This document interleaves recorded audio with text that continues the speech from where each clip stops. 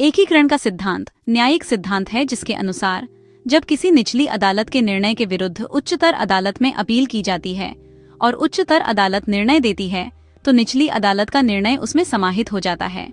अब केवल उच्च अदालत का निर्णय ही प्रभावी और वैध माना जाता है। उद्देश्य न्यायिक निर्णयों में अंतिमता लाना, अदालती पदानुक्रम की गरिमा बनाए रखना, दो स्तरों पर निर्णयों के द्वंद्व से बचाव। मुख्य विशेषताएं। अपीलीय निर्णय में निचली अदालत का निर्णय समाहित हो जाता है। यह केवल निर्णय पर लागू होता है, कारणों पर नहीं। उच्च अदालत के निर्णय के बाद निचली अदालत के निर्णय को अलग से चुनौती नहीं दी जा सकती। प्रासंगिक धाराएं। यद्यपि एकीकरण का सिद्धांत किसी विशेष धारा में उल्लिखित नहीं है, लेकिन यह निम्नलिखित अपीलीय प्रावधानों से जुड़ा है। सिविल प्रक्रिया संहिता 1908 धारा 96, 100 दंड प्रक्रिया संहिता 1973 धारा 374, 377, 368। मुख्य उदाहरण के रूप में मान लीजिए कि किसी व्यक्ति को जिला न्यायालय द्वारा दोषी ठहराया गया और उसने उच्च न्यायालय में अपील की। अगर उच्च न्यायालय ने उस निर्णय की पुष्टि कर दी तो अब अंतिम निर्णय उच्च न्यायालय का माना जाएगा।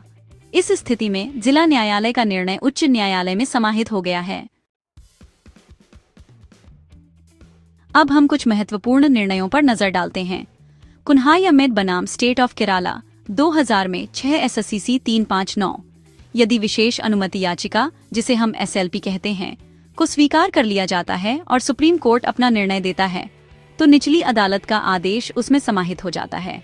और फिर है SS राठौर बनाम state of MP AIR 1990 SSC 10। यह निर्णय स्पष्ट करता है कि एकीकरण का सिद्धांत तब लागू होता है जब अपील का निपटारा उच्च प्राधिकारी द्वारा किया जाए। अब बात करते हैं विद्वानों के विचारों की। MP जैन कहते हैं merger is not a rule of technicality but of judicial propriety. और न्यायमूर्ति कृष्ण अय्यर का कहना है once an appellate court delivers judgment the inferior court's decision becomes merged and disappears. निष्कर्ष यह है कि एकीकरण का सिद्धांत भारतीय न्यायिक व्यवस्था में एक आवश्यक तत्व है जो अपीलीय प्रक्रिया को प्रभावी बनाता है और अदालती पदानुक्रम में स्पष्टता व अंतिमता सुनिश्चित करता है। सुझाव के तौर पर उत्तर में केस लॉ अवश्य उद्धृत करें, क्योंकि यह न्यायिक सेवा परीक्षा में आपके उत्तर को कानूनी दृष्टिकोण से और भी मजबूत बनाता है। प्रश्न 1। X को निचली अदालत द्वारा दोषी ठहराया गया। उसने हाईकोर्ट में अपील की जो खारिज हो गई। अब X सुप्रीम कोर्ट में SLP दायर करता है जो डिसमिस्ड इन लिमिने यानी प्रारंभ में ही खारिज हो जाती है। क्या डॉक्ट्रिन ऑफ मर्जर लागू होगा? समाधान ये है कि नहीं, डॉक्ट्रिन ऑफ मर्जर लागू नहीं होगा क्योंकि सुप्रीम कोर्ट ने केवल SLP खारिज की है, निर्णय नहीं दिया है। और इसमें कुन्हाई अहमेद वीस का केस लॉ भी लागू होता है। प्रश्न 2। तो A को जिला न्यायालय ने मृत्यु दंड दिया था, फिर हाईकोर्ट ने सजा को उम्र कैद में बदल दिया। अब सवाल ये है कि अंतिम निर्णय कौन सा माना जाएगा?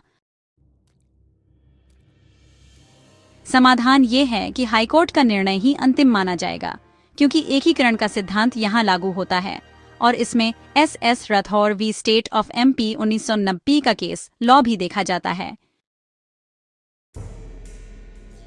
प्रश्न 3 है। एक व्यक्ति के सेवा संबंधी विवाद में राज्य सरकार ने निर्णय दिया। उसने राष्ट्रपति से अपील की जो खारिज हो गई। अब वह हाईकोर्ट में संविधान के अनुच्छेद 226 के तहत रिट दाखिल करता है। क्या राष्ट्रपति का निर्णय स्वतंत्र है? समाधान यह है कि नहीं, राष्ट्रपति का निर्णय ही प्रभावी होगा क्योंकि वह राज्य सरकार के निर्णय में समाहित हो गया है। केस लॉ SS राठौर बनाम स्टेट ऑफ MP 1990। प्रश्न 4 है। जेड ने हाईकोर्ट में अपील की और आदेश को चुनौती दी। हाईकोर्ट ने आदेश को आंशिक रूप से संशोधित किया। क्या अब निचली अदालत का आदेश जीवित रहेगा? समाधान यह है कि नहीं, अब केवल हाईकोर्ट का आदेश मान्य है और निचली अदालत का आदेश उसमें समाहित हो गया है। इस संदर्भ में गोजर ब्रदर्स बनाम रतन लाल 1974 का केस उल्लेखनीय है।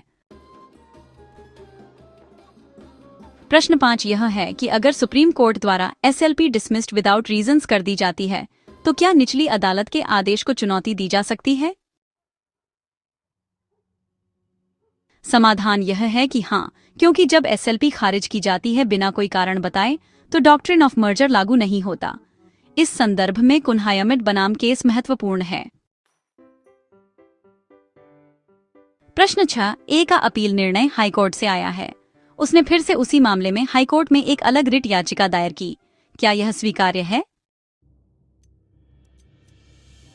समाधान नहीं, डॉक्ट्रिन ऑफ मर्जर लागू हो चुका है। अब निचली अदालत का निर्णय नहीं बल्कि हाईकोर्ट का आदेश ही मान्य है। केस लॉ देव सिंह बनाम रजिस्ट्रार, पंजाब और हरियाणा हाईकोर्ट, 1987। प्रश्न 7 एक व्यक्ति को मजिस्ट्रेट ने दोष मुक्त किया। राज्य सरकार ने अपील की और उच्च न्यायालय ने दोष सिद्ध किया। अब कौन सा निर्णय मान्य होगा?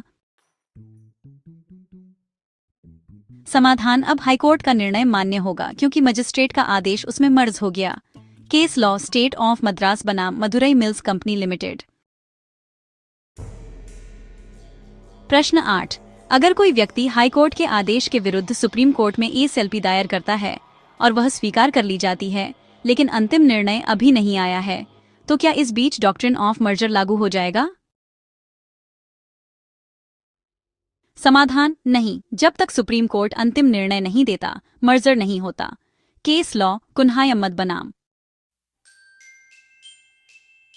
प्रश्न 9 यदि सुप्रीम कोर्ट ने विशेष अनुमति याचिका स्वीकार कर अंतिम निर्णय दे दिया तो क्या हाईकोर्ट के निर्णय को अलग से पुनर्विचार में लिया जा सकता है? समाधान नहीं, क्योंकि हाईकोर्ट का निर्णय सुप्रीम कोर्ट के निर्णय में मर्ज हो गया है। केस लॉ अब्बाई मालिगाई पार्टनरशिप फर्म बनाम के संथा कुमारन, 1998। प्रश्न 10 एक व्यक्ति ने आयकर अपीलीय न्यायाधिकरण यानी ITAT के आदेश के विरुद्ध हाईकोर्ट में अपील की और निर्णय मिला। फिर वही व्यक्ति ITAT के आदेश के विरुद्ध पुनर्विचार चाहता है। क्या यह संभव है?